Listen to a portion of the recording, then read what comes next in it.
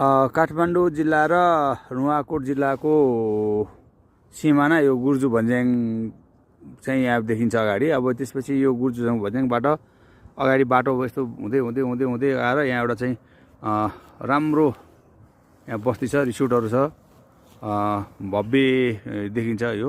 अनि त्यसपछि तल आउँदाखेरि यहाँ एउटा बाटो देखिन्छ। यो बाटो यो राजमार्ग चाहिँ नुवाकोट रानीपौवाको विकल्पमा त्रिशुल जाने सबभन्दा छोटो बाटो हो र यो अहिले एकदम चल्तीमा छ।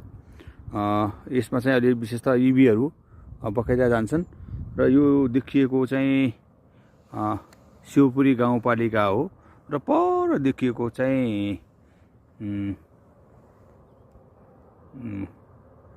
नुवाकोटका ग्रामीण भेगहरू हुन्। अब यो तुवालोले गर्दाखेरि अलि राम्रो भइरहेको छैन। यो अगाडि देखिएको चाहिँ शिवपुरी हो। शिवपुरी चाहिँ विशेष यो बादलले पुरै ढाकेको छ। यो शिवपुरी नागार्जुन राष्ट्रिय निकुञ्जभित्रको यो हरियाली मनोमोहक, आकर्षक र जो कोहीलाई पनि एकपटक जाउँ जाउँ लाग्ने दृश्य देखिन्छ।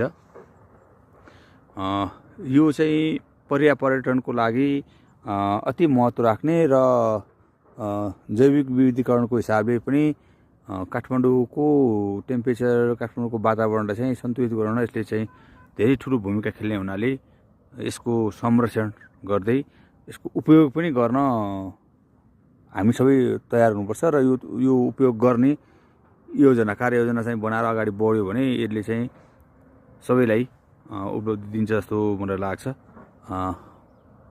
यसलाई धन्यवाद।